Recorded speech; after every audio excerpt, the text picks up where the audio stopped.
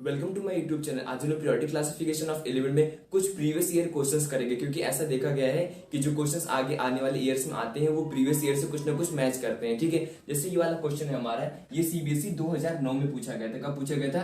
CBSE 2009 में ये question पूछा गया था। ठीक है, अब देखते हैं इस क्वेश्चन में क्या है और इसको कैसे सॉल्व किया जाएगा। ठीक है, मतलब ऐसे क्वेश्चन आप लोग के पेपर में भी आ सकते हैं, इसलिए इसके लिए पहले से ही प्रिपेयर रहना पड़ेगा। ठीक है, देखो क्वेश्चन क्या है, what is meant by periodicity in properties of element with reference to the periodic table. अच्छा, यहाँ पे पूछा गया है आप पीरियोडिसिटी से क्या समझते हैं with the reference of periodic table. देखो ऐसा यहाँ पे कह रहा है कि देखो आप लोगों को पता होगा कि जो पीरियोडिक टेबल क्यों बनाई गई, ताकि एलिमेंट को एक प्रॉपर सीक्वेंस में अरेंज कर दिया जाए और उस अरेंजमेंट से हम लोग एलिमेंट को आसानी से केमिकल और फिजिकल प्रॉपर्टीज के बेसिस पे पढ़ सके, जिससे हम लोग कोई दिक्कत ना हो। क्योंकि बहुत सारे 100 अबव एलिमेंट्स अभी discover, 118 elements near about discovered हैं और सबको पढ़ना बहुत ही मुश्किल है। तो क्या किया गया, पीरियोडिक टेबल बनाया गया जहां पे सभी एलिमेंट्स को अरेंज करके रखा गया है। तो यहाँ पर सिंपली कह रहा है कि ये पीरियोडिसिटी करने की जरूरत के ऊपर इसका सिग्निफिकेंस क्या हुआ। ठीक है, देखो इससे बहुत फायदा हुआ, अलग अलग कैसे सिग्निफिकेंस हुआ। तो आप लोगों को सिंपल यहाँ पे एटॉमिक नंबर के बेसिस पे नहीं एक्सप्लेन करना है, एटॉमिक मास का भी क्लासिफिकेशन यूज किया था, भले ही वो सफल ना हुआ है, लेकिन इसके पहले डोबर्नियर थे, न्यूलैंड थे और फिर मेंडलीव थे। इन्होंने एटॉमिक मास के ऑर्डर से ही एलिमेंट को अरेंज किया था और शो किया था किस तरीके से पीरियोडिसिटी बन रही है। बाद में अब तो हम लोग मॉडर्न फॉर्म पीरियोडिक टेबल में एटॉमिक नंबर का यूज करते हैं। ठीक है, तो क्वेश्चन ध्यान से पढ़ेंगे, periodicity in properties of element with reference to the periodic table.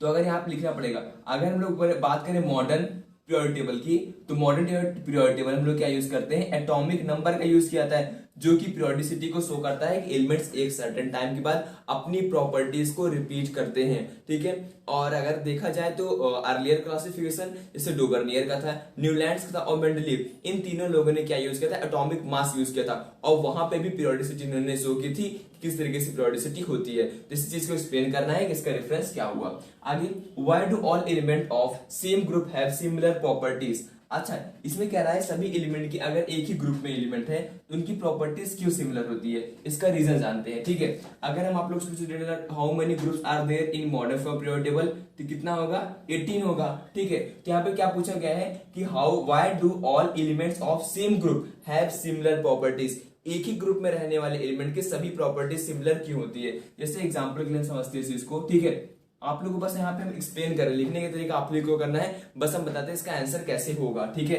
तो कहा गया सेम ग्रुप में क्यों, क्योंकि हम देखो एग्जांपल से लेते हैं, सेम ग्रुप कहने का मतलब ये हो गया, सेम ग्रुप मीन्स यहाँ पर सेम वैलेंस इलेक्ट्रॉन होगा। ठीक है, सेम वैलेंस इलेक्ट्रॉन होगा, यही रीजन है उनकी प्रॉपर्टी सिमिलर होती है। कोई ग्रुप हो गया, मान लो फर्स्ट ग्रुप हो गया, सेकंड ग्रुप हो गया, इनकी प्रॉपर्टी सारे एलिमेंट्स सिमिलर क्यों होती है, क्योंकि नंबर ऑफ वैलेंस अगर हम फर्स्ट ग्रुप की बात करें उसमें 1 होगा, सेकंड ग्रुप की बात करें उसमें 2 होगा, 13th की बात करें 3 होगा। तो वैलेंस इलेक्ट्रॉन जो है ना वो सब में बराबर है, एक सीक्वेंस में बराबर है। ठीक है, तो वैलेंस इलेक्ट्रॉन जब सेम होगा तो प्रॉपर्टीज क्या होंगी, वो भी सिमिलर होंगे। ठीक है, उसमें कोई वेरिएशन नहीं आएगा। एक एग्जाम्पल आप लोग को हम बताते हैं ग्रुप 1 के लिए। ठीक है,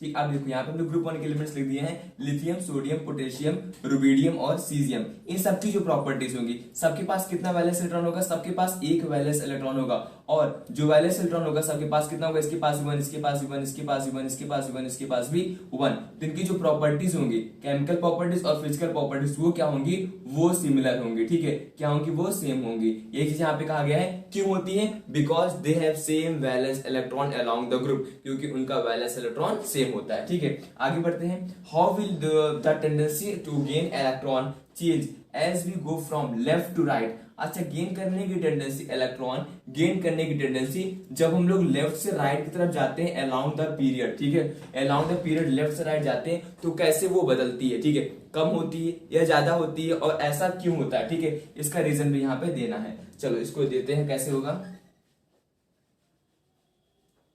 सिंपल लिखिए इसका आंसर है, अगर हम लोग लेफ्ट से राइट की तरफ जाएंगे, ठीक है, लेफ्ट से राइट जाएंगे, तो मुझे आप लोग पहले ये बताओ साइज का क्या हाल होगा, साइज क्या होगी,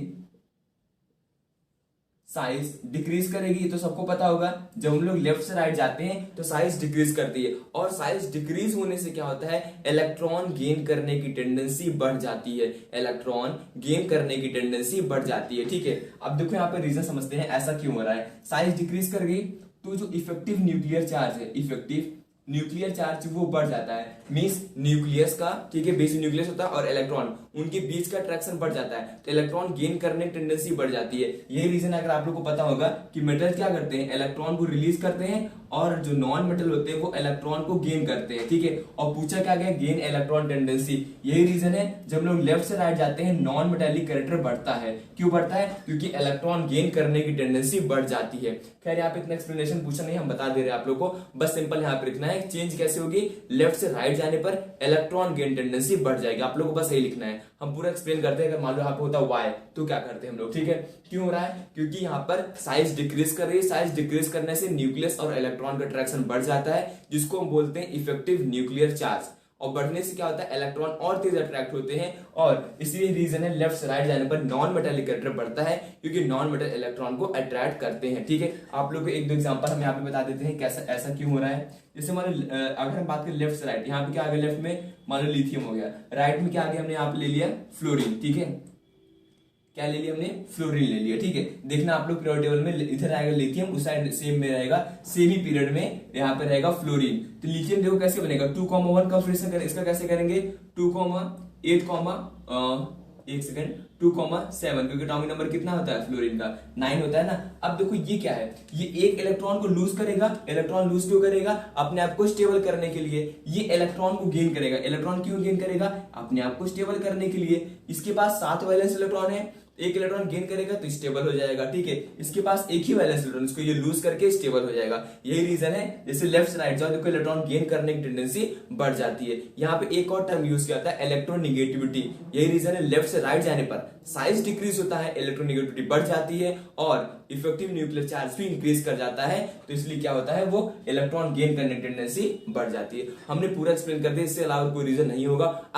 अगर एक्सप्लेनेशन के लिए पूछा जाता है तो ये लिखना है, नहीं तो ये लिखना है कि अगर हम लोग लेफ्ट से राइट जाएंगे इलेक्ट्रॉन गेन होने की टेंडेंसी क्या होती है, वो इंक्रीज कर जाती है लेफ्ट से राइट जाने पर, ठीक है।